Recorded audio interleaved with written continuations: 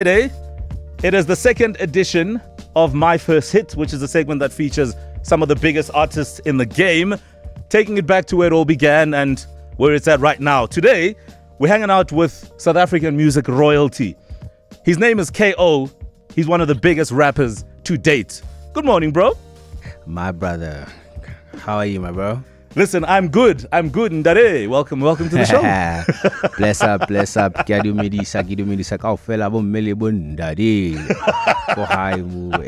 Thank you so much for having me on the show, man. It's a beautiful Friday. Kick-started my morning with some great news, but we'll get into that. But yeah, I am over the moon, and just being here, man, is extremely humbling. I mean, if you think about where it all started, when you go back to that moment, you know, what does it feel like? Is it still as clear as day? Or, you know, are there things that you might have actually forgotten and maybe you have to keep reminding yourself? In fact, here's what we'll do now. Ne? I want to go back to Chance just for a second. Let me go back here.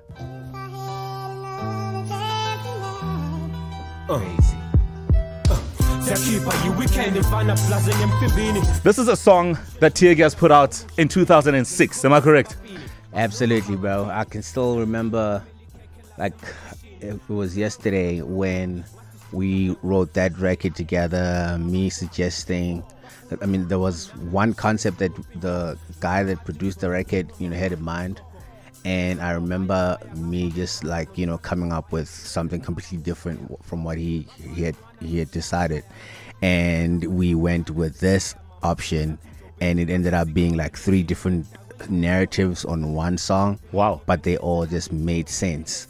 So I think that type of thinking and seeing the great results that it yielded with that type of gamble, it just put the battery on my back for me to just like be as daring as much as possible in anything that I do once I'm in the space. I love it.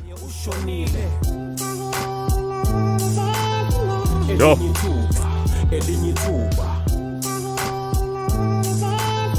Another chance.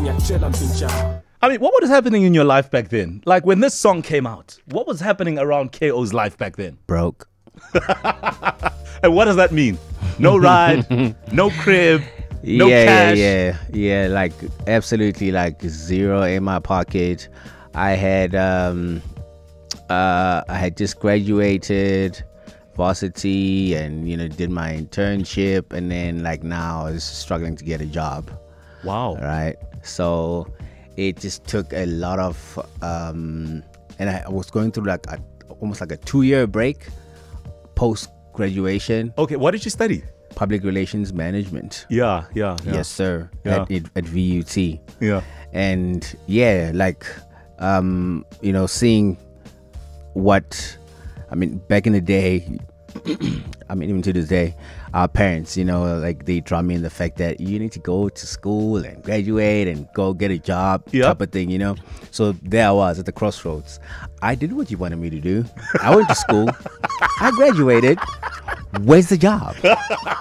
You feel me? I get you. Yeah, but you know, with in the back of my mind, I think the main thing was, okay, cool. I will, if I get a job, I will use that to fund my true passion, which is music. Yeah. Right. So by the grace of God, so I was working both things in tandem. So I was working the music and looking for a job at the same time. Yeah. So it eventually turned out to be a thing of when we got signed as Teargas at the end of 05. Shortly after that, I got a job. And that was funding your career. Yes, that was helping you get by. Absolutely. And then now, here I am. Teargas is starting to kick off, and I just started this job, and then my boss is on my neck like, bro, I paid to be here. You feel me? So what would happen? Would you miss work on like Mondays? Yeah. Because I mean, you know how it is in our space. Like, I mean, now there's a Sunday Times wants to do an interview. Yeah. Now here we are nominated at a big you know, award show. Yeah. We need to go out there for rehearsals during the week and all those kinds. So like I was that was requiring me to leave actually, you know, like work hours. Yo. So he was like, yeah, I'm happy for your success and all that, but I paid to be here, so you need to make a choice. And yeah, man, I had to make a tough one. Obviously, you made the right choice, and I think these things also build one's character. Because I'm also thinking about like who you looked up to at the time. Because we often say, oh, I look at this artist or I look at this person, I'm thinking, damn, man, this person is doing so well. I'd love to be at that level. Who was it for you at that time? Oh, it was so many people, bro. I mean, just even going back, I went to DJ Tira was my senior at high school in the KZN at boarding school. And I think just even from that alone, he was always just like this electrifying, individual. So he was always cheeky child. He was even always back then. just this guy, you know what I mean? So I always was trying to emulate what he was doing at the time because he was the it guy. You feel me? In high school. So when after varsity, he started becoming like this popular DJ. I'm like, wow, so this guy really is the guy. You feel me? He's the real deal. So and then seeing his rise in the space and everything else and how things played out, he was one of the people that I looked up to. And of course, there's the Oskitos, someone who was also a DJ, but, he had a record company and he opened so many doors for other people. So I figured once I get an opportunity to really crack it, I also want to have my own record company and open doors for other people. So people like that were some of my influences. I love it. Listen, I think when you look at what you've built yourself to become, you're an artist, you're a label owner, you're a business person, you've got your own things going on with fashion. I think you are really, in the same WhatsApp group of these two individuals that you speak of now. So it kind of all makes sense when you put it back to where it all began. KO is hanging out with us today on My First Hit. Now, this wasn't the only hit that was his first hit, because at some point, KO decided to go solo. And when KO went solo... Come on now. The game changed. History, big dog. No, this one we're playing. We're playing the whole song here. Let's go.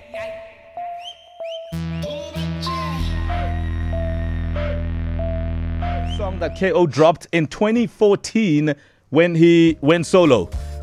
Now, the game changed here for you because, in fact, this song takes me back to a Durban July that is like one to remember. What was going on around KO when this song dropped?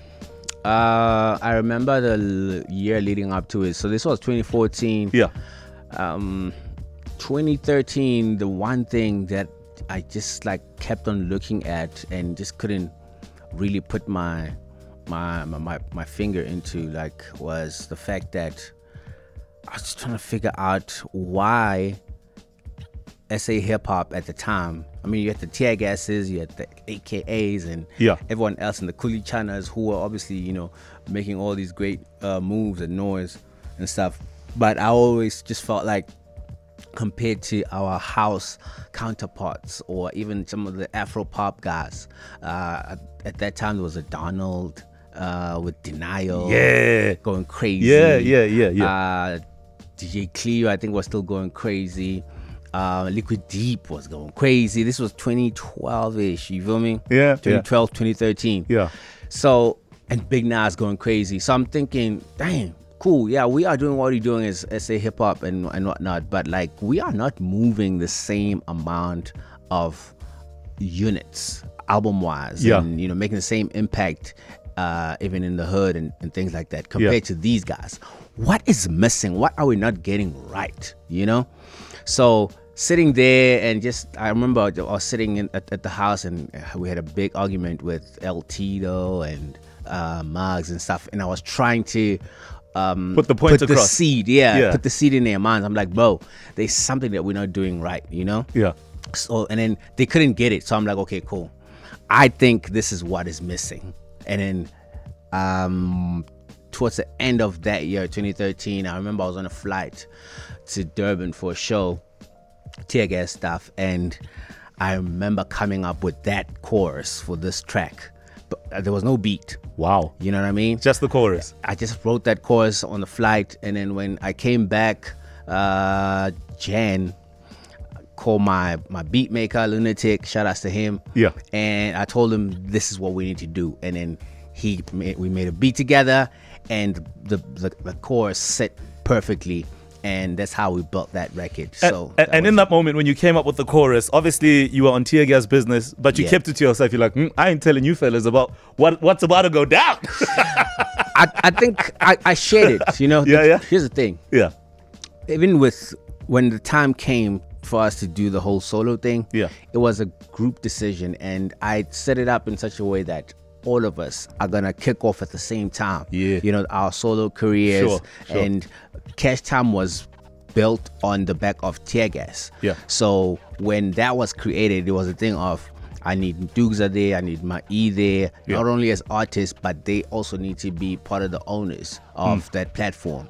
Unfortunately, it didn't play out like that because, you know, for instance, like Dugza felt like he wanted to go do his own thing, but, you know, we saw it through with my E, and that's how even my E and, you know, had a song like Go Go that was going crazy, and Kid X wasn't special. So that time we really were intentional about what we wanted to do and the agenda of making SA hip hop what it is, and I think it panned out really well. I mean, you were like clear on the outside in terms of what you wanted to do as a solo artist. And what did you have to change about yourself when you realize that this is the moment now to go solo? Because it's different now, right? It's like you're on your own. You're a soldier in the wild. I had to. I'm not gonna lie to you. It was really kind of tough. That's just those early days, because I'm coming from a group. So I had there was opportune time for me in a group setting to slack here and there, right? Even when you're on stage, when you get winded, the other guys, you know what I mean, they carry you. You feel me? Even like when you're doing interviews and maybe you're not really at your best shape, the other guys are able to carry the conversation. Yeah, but KO, I remember I've interviewed Tear Gas before. You never spoke much with Tear Gas. Exactly. And now as a solo artist, you gotta come out. So I had to come out of my shell, bro. You know what I mean? And now, because I know, I'm like, oh shucks. So it's all eyes on just one individual. And even when I make songs, it's like, oh damn. So it wasn't a thing of like, I'm just gonna throw a verse and then everyone talks about my verse, and everyone, now I need to carry the entire song. If it's 3 verses and a chorus, I need to do that top to bottom, and I need to be the guy on stage. You know what I mean? And it was really kind of like a shock thing. But I'm glad that once I eventually managed to adjust and fit into my role nicely. Well, you did it beautifully, and you slotted into your role as king of your own lane with aplomb and a Mac Hamper. Today on My First Hit, we're featuring rapper, businessman KO, and he comes bearing great news. Congratulations on your BET nomination, bro. Bro, come on now. Come on now.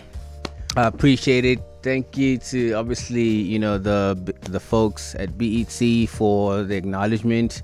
And of course, one of the heavy lifting exercises that made me eligible was Sete, of course, and the success story. And if I'm gonna mention Sete, I have to send my gratitude and tip my head off to Stana and Blackie for the contribution to that record, because it doesn't become what it became without those 2 gents. So, and then of course I need to thank the people that streamed this record. They're still streaming it to this day, watching the video. My album SR3 is probably platinum by now. You feel me? So like, it's just been an amazing ride. I have just this week we announced my very first one-man show type of thing. So I have a concert happening on the 29th of July right here at Constitution Hill in Johannesburg. It's gonna be a beautiful night. Obviously I'm gonna bring some guests, but it's solely just it's just gonna be me, and just going through the catalog, and of course celebrating the journey, because that concert is actually happening after the BET Awards. Who knows, fingers crossed, you feel me? You know what I'm saying? We might come back and just have like a big ball. So yeah, please get your tickets right now. They're available at Web Tickets. I mean, it's beautiful, KO, because even when you look at your career, you've had albums that have done well, you've had hit songs that have done well, you've done a really good job of going at it as a solo artist. But it almost works in waves, doesn't it? One minute you're at the crest, the 1 minute you're here at this part of the wave, So that's life, isn't it? Yep. And I would imagine that you've taken a lot of your experiences to make sense of how you move forward, haven't you? Yeah, most definitely. I'm spreading my wings as much as I possibly can. I mean, I'm at a point now where, like, yes, cool. I mean, I've become a legacy artist, you know, for the past couple of years and things like that. Yeah. But I think one thing that I keep saying to my team, I'm like, bro, right now I'm intentionally moving in a way that I want to become the Black Coffee of SA hip hop. You feel me? I love that.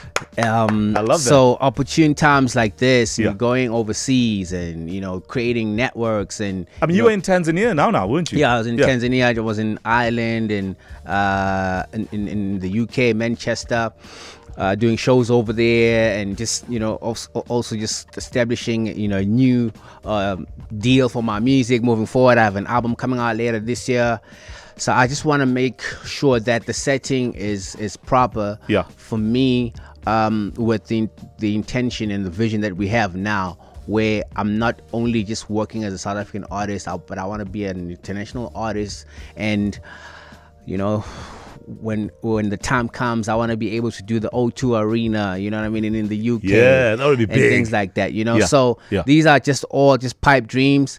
But, you know, the exciting thing about this life and this journey, and being that this is almost like my 19th year in the music business. That's So crazy, man. We started off the show with Chance, right? Yeah, yeah. And for me to still have the tenacity to be excited about new ventures and leveling up and going to the next tier and next chapter of life, I think it speaks to just the dedication and the commitment to the game. Sure. And wanting to, you know, do amazing things, not only for myself, but for the entire landscape of South African music. Yeah. And being at the crest of that and being at the top of the hill, leading the charge in that, is absolutely a pleasure and an honor for me. Well, that's exactly where you are, KO. You're on top of the hill. Seta did very well, even on our own top 40 chart here on 947, and it continues to blow, you know, the game apart. The figures are ridiculous. So Bless. Well done on that, and well done on your BET nomination, Best International Act nominee. Make That's sure crazy. And I believe it's a viewer's choice, right? So No. This is the Best International Act. yeah. So I'm nominated alongside, you know, shout out to Uncle Waffles, and that's the a fellow Southern African artist that's on there. Yeah. And then of course it's amongst, you know, the likes of Central C from the UK, Burna Boy, and the likes. So yeah, I mean, just being in that conversation and just getting that acknowledgement is absolutely amazing. I mean, it's not my first rodeo per se is with the BET, because we were nominated as Tear Gas in 2011. And now you're back at it. You feel me? So it was my first time going to LA and just being in that room with Drake and Weezy and all those kind of things. So I'm looking forward to that atmosphere again, you know, going back, because I think it's happening at the end of this month. So good luck. It's an amazing time. KO, go out there and knock it out the park like you always do. Good luck with the BET nomination. Yeah, good luck with your show at the end of July, and so much more coming up later on this year. Blessings, my guy. Appreciate it, and thank you for having me on the show. And of course, it looks like you're settling nicely over here as well. I'm so nice. Congrats to you too, big dog. I'm nice, dog. Yes, sir. It is KO live on 947. On 947.